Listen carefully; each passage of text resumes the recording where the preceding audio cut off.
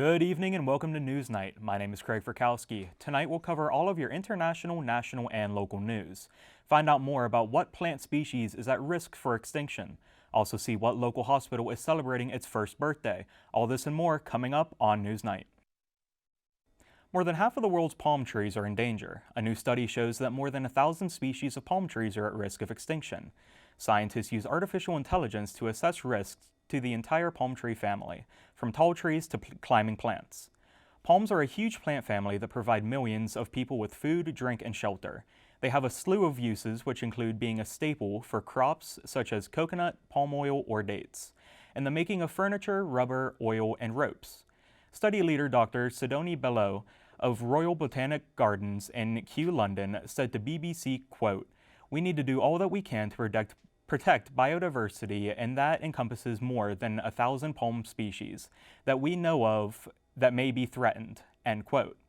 She also stated that action is needed to conserve plants on the ground and to collect more data on them, which cannot be done without the people who live in the regions where palms grow and who use the palms daily.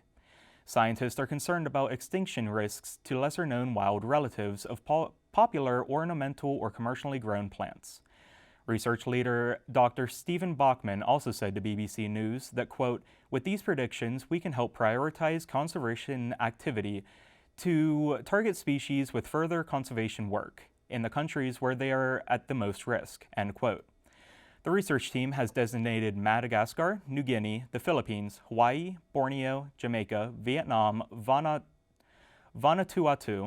New Caledonia, and Sulawesi as primary regions for palm conservation. The Philippines are on high alert as Super Typhoon Karting, known as Noru to non-citizens, devastates northeast Manila and continues throughout the mainland. The island endures an average of 20 tropical storms per year, but Karting may be the most intense storm the Philippines has seen for years. The storm is making its way through Southeast Asia, turned from a tropical storm to a typhoon mimicking a Category 5 hurricane, clocking winds at 160 miles an hour. With less than 24 hours to act, all schools and non-emergency government buildings were closed, and citizens were advised to stay indoors. Residents near the coast were evacuated, and rescue operations ensued in areas affected by the floods. According to a government briefing on September 26th, Karting was said to have affected more than 57 villages, 1,000 families, and as of September 30th, the death of at least 12 people. Things are beginning to heat up as the United States makes decisions about the war in Ukraine. Reporter Aaron Baker has more. Thanks, Craig. President Biden has just announced that the U.S. is going to send another $600 million to the Ukrainian military to help with their advancement against Russian forces and drive them back even further into Russia. This comes after President Vladimir Putin threatened NATO and the U.S. in a recent interview stating, quote, "To those who allow themselves to make such statements about Russia, I'd like to remind you that our country also has various means of destruction and for some components more modern than those of NATO countries," end quote. President Biden fired back at Putin with this chilling statement, quote, don't. You will change the face of war unlike anything seen since World War II," end quote. As tension continues to rise between the nations of Russia and Ukraine, Finland joins many of the other countries in shutting down the borders to Russian tourists. Reporter Alexa Shawless has more on the story. Finland has joined its neighbors in closing down its borders to Russian tourists this past Friday at midnight. Finland, which shares an 830-mile land border with Russia, is the fifth country with Russian land borders to ban Russian tourists, following Poland, Estonia, Latvia, and Lithuania's new restrictions.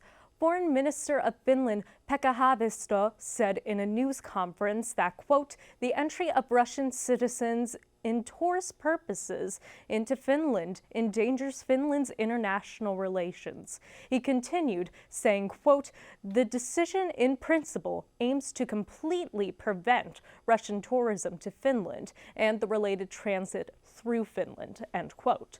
The government said that this decision would lead to a significant decrease in border crossing after almost 17,000 Russians crossed the border into Finland the previous weekend. Russian citizens can still enter Finland for family reasons, study, or work. This measure is in response to security concerns related to Russia's war with Ukraine. There's a new COVID-19 variant spreading called the BF7 variant. It may be somewhat evasive to immunity, meaning that if you had the Omicron variant, you can still be susceptible.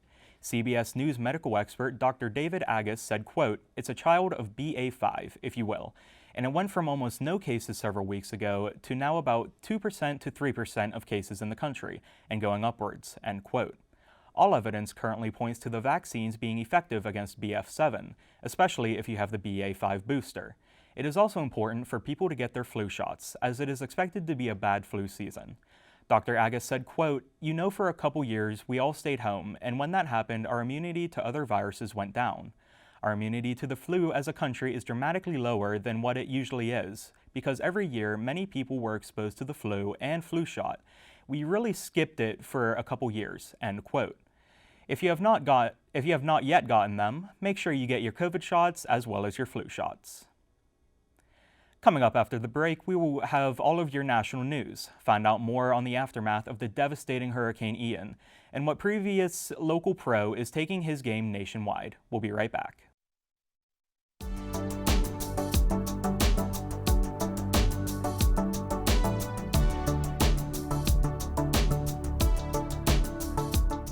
Good evening. Good evening. Good evening and welcome back to NewsNight. Most of the student body of the Pittsburgh Public School. Some of the United States allies. Thursday, the FBI was seen raiding. Let's get started with today's forecast. Today's high will only reach about 31 degrees. It's looking a little cooler than we've seen in the past few weeks. All this and more All this and more All this and more coming up on NewsNight. coming up on NewsNight. coming up on NewsNight.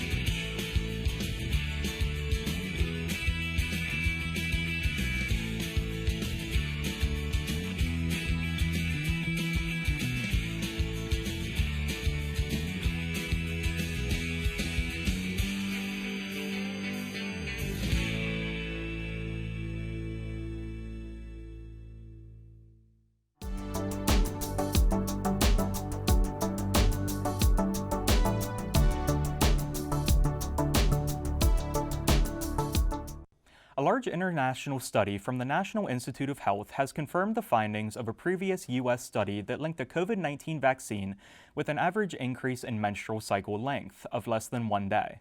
The increase was not associated with any changes in the number of menses or days of bleeding. The study included nearly 20,000 people from Canada, the United Kingdom, the United States, Europe, and other parts of the world who received any of the 9 different vaccines. For most study participants, the increase resolved in the cycle following vaccination. Dr. Diana Bianchi, director of NIH's Child Health and Human Development, said, quote, "These findings provide additional information for counseling women on what to expect after vaccination. Changes following vaccination appear to be small within normal range of variation and temporary, end quote. A change in cycle length for less than 8 days is considered within the normal range of variation. The study authors wrote that perceived changes in bodily function linked to fertility may be alarming to those experiencing it and could contribute to vaccine hesitancy." From pictures posted on multiple social media platforms to news stations in the nation, the aftermath of Hurricane Ian is nothing short of a disaster. According to CBS News, the death toll has now risen to over 100 people dead from Hurricane Ian. Many are left without power, clean water, and minimum shelter. People in surrounding areas have been affected in the aftermath of this hurricane. Hurricane Ian began in Fort Myers, Florida, and traveled north up the Carolinas. It was not too long before bringing extreme wind and rain to parts of Virginia. Let's remember to send positivity during these trying times in our nation. There seems to be a new star in the WWE ring, hailing from YouTube. Reporter Aaron Baker has more on this story. From boxing to wrestling, media star Logan Paul is showing he can do it all by debuting as one of the new faces of the WWE, when he showed he is ready for the big time when he slammed The Miz through the table of the announcing desk.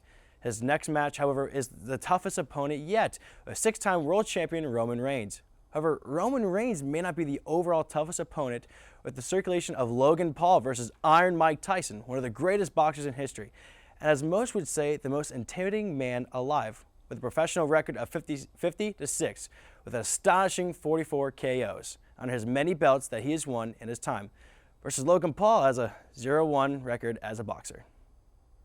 A former Pittsburgh Steelers star takes a new step toward a new city. Reporter Juliana Brock has more details on the story. Former Pittsburgh Steelers star Hines Ward accepted the opportunity to become the head coach with San Antonio in the new XFL. XFL stands for Extreme Football League and is a professional American league consisting of 8 teams across the United States. Being founded in 1999 and geared for entertainment rather than gameplay, this is a way to keep football fans on their feet during the offseason. Ward hopes to be an NFL coach one day and has previous experience by being a Steelers offensive intern in 2017 and an offensive assistant for the New York Jets in 2019 and 2020. The XFL season begins in February of 2023. Ward stated on the AP Pro Football podcast, quote, "I see a lot of similarity in the city of San Antonio as I do with Pittsburgh," end quote. The journey for Ward in San Antonio will certainly be one to follow. ALS patients and families rejoiced as the FDA approved a drug that will help reduce hospitalizations and extend the lifespan of ALS patients. ALS, amyotrophic lateral sclerosis, is a neurodegenerative disease affecting the nerve cells in the brain and spinal cord. This results in the loss of motor control and eventual disparity between brain and muscles. The drug Relivio from Amylyx Pharmaceuticals has approved and was said to extend the patient's lifespan by 10 months. As patients with symptoms usually die within 2 to 5 years, the medicine has become a symbol of victory and hope for a cure. However, scientists have questioned the credibility of the trial results. They note that the FDA Advisory Committee first voted against recommending approval, only reversing the vote when a second advisory committee was called months later. While advocates for the drug are pushing for the treatment, critics are calling for more supporting evidence. Because of this, Amylyx will be running an additional trial, and an advisory committee meeting will approve or pull the drug from the market if not proven effective. When we get back from the break, we will have all of your local Pittsburgh news, hear about the carjacking and robbery that took place outside of a pizza shop, and we will give you all of the details about what happened to 3 local police cars. Stay tuned.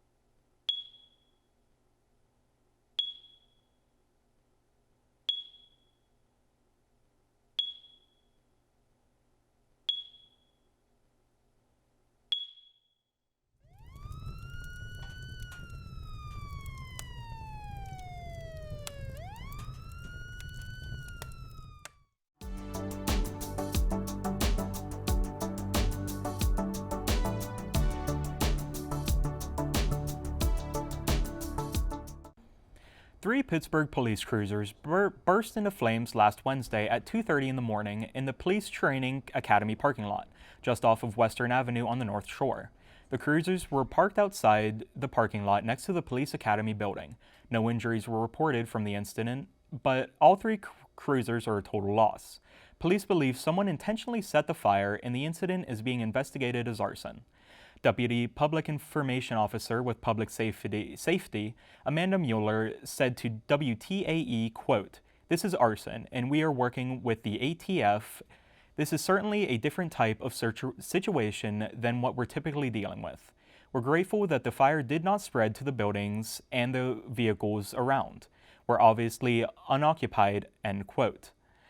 Pittsburgh's Action News 4 team saw several surveillance cameras in the area, but police did not confirm whether or not those cameras captured any active activity. Fire investigators stayed at the scene for hours to collect evidence to determine how the fire started and who may be responsible. Along with this unit, the Bureau of Alcohol, Tobacco, and Firearms and Explosives is investigating this incident. An attack of any kind against police can be considered a terroristic threat, depending on the motive and intent of the perpetrator. Pittsburgh police are investigating 3 carjackings, 2 over the last few days and 1 last week, that occurred half a mile apart in Shadyside. Both incidents involved 3 armed men suspected to be of the same group. According to police, the first carjacking occurred south of Highland Avenue. 3 adult males approached 2 employees of a nearby pizza shop when they got off work and robbed them at gunpoint, stealing cash, personal items, and jewelry. The suspects left the scene in the victim's vehicle. Less than 24 hours later, the potential same 3 men approached the driver and threatened again with their weapons before stealing the car. Police are still investigating whether or not these crimes are related. Be sure to stay safe and be aware of your surroundings before getting into your vehicle. The great city of Pittsburgh is known for a few key things, one of which is their hospitals. Reporter Juliana Brock has all the details about which hospital is celebrating significant commemoration. Allegheny Health Network Wexford Hospital celebrated its 1-year anniversary on Friday, September 30th. According to KDKA, the hospital opened on that exact date in 2021. In honor of being open for 1 whole year, the hospital decided to celebrate the special day in a special way. After welcoming about 1,200 babies into the world, the hospital held a first birthday party to celebrate being open for 1 year. The babies born there within the last year all got to come back and celebrate their first birthdays. With tiny smash cakes, crowns, and balloons to enjoy the festivities, this was a celebration to never forget. OBGYN and president of AHN Wexford, Dr. Alan Clapper, told KDKA, quote, "Today's birthday celebration is a special event for AHN Wexford as it represents the many birthdays we've had the privilege of being a part of within the last year," end quote. Now let's hear all about your Pittsburgh sports. From the University of Pittsburgh to the Steelers and Penguins, reporter Maddie Meeker has unfortunate updates on all of your favorite teams. This past weekend was upsetting for most Pittsburgh fans. Pitt University had a home game this past Saturday and lost against Georgia Tech with the final score being 26-21. This will put Pitt University 3-2 as they approach their homecoming game this Saturday against Virginia Tech, with their record being 2-3. The Pittsburgh Penguins took on the Buffalo Sabres in their preseason game this past Saturday, the ending score being 3-1. Their season officially starts next Thursday against the Arizona Coyotes at the PPG Arena. Last year, the Penguins' record was 37 wins and 16 losses, while the Coyotes had 24 wins and 26 losses. Finally, the Pittsburgh Steelers also had a tough loss against the New York Jets, 24-20. Previous quarterback for Pitt University, Kenny Pickett, made his official debut this past Sunday as a Steeler. He was able to score 2 touchdowns, including making his own. Just released Tuesday morning, Coach Tomlin announced that Pickett will be starting quarterback for the Steelers, taking Mitch Trubisky's spot. The Steelers' next game will be against the Buffalo Bills Sunday away. The Bills have a tough defense, so it'll be interesting to see how our Steelers will approach it. There was one win for Pittsburgh this weekend, and it was the Pirates playing against the Cardinals Sunday night. The ending score was 7-5. All of our Pittsburgh teams have great potential, and I'm sure they will pick it up in the upcoming weeks. Thanks for the recap, Maddie. I sure hope our teams can pull off some wins this week. After the break, we will dive into your daily and weekly Pittsburgh weather report with Ashton Harder. Also hear about a royal discovery that you won't expect. Stay tuned.